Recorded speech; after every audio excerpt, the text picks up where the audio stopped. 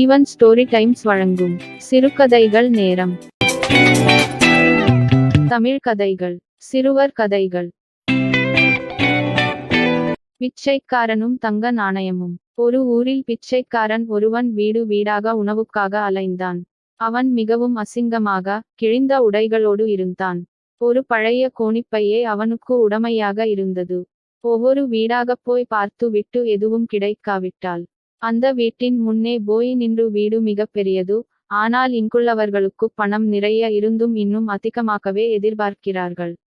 கடைசியில் எல்லாவற்றையும் இழப்பார்கள் என்று சொன்னான். இன்னொரு வீட்டுக்கு போனான். உணவு கிடைக்கவில்லை. இந்த வீட்டில் உள்ளவன் கோடீஸ்வரன். ஆனால் இருக்கிற பணத்தில் திருப்தியடையாமல் சூதாட்டினான். கடைசியில் எல்லாவற்றையும் இழந்தான். எனக்கோ கொஞ்சம் பணம் கிடைத்தால் போதும், திருப்தி கொள்வேன், அதிக ஆசைப்படமாட்டேன் என்று அந்த பிச்சைக்காரன் சொன்னதும் அதிர்ஷ்ட தேவதை அவன் முன்னே தோன்றியது.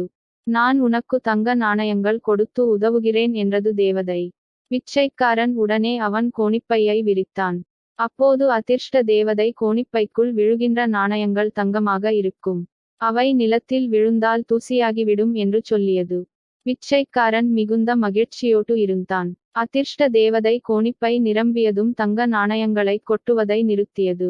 உன் கோணிப்பையில் இருக்கிற நாணயங்கள் உன்னை அரசனை விட பணக்காரனாக்கும், அது போதும் தானே என்றது அதிர்ஷ்ட தேவதை. போதாது, இன்னும் வேண்டும் என்றான் பிச்சைக்காரன். அதிர்ஷ்ட தேவதை மேலும் சில தங்க நாணயங்களை கொடுத்துவிட்டு, உன் கோணிப்பை இதற்கு மேல் தாங்காது என்றது. பிச்சைக்காரன் இன்னும் கொஞ்சம் வேண்டும் என்றான்.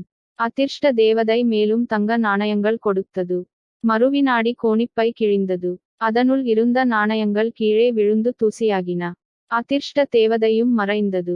பிச்சைக்காரன் திகைத்துப் போய் நின்றான். நீதி, கிடைத்ததை வைத்து வாழ வேண்டும், பேராசைப்பட்டால் உள்ளதும் போய்விடும். இந்த பதிவை கண்டு களித்த அனைவருக்கும் வணக்கம்.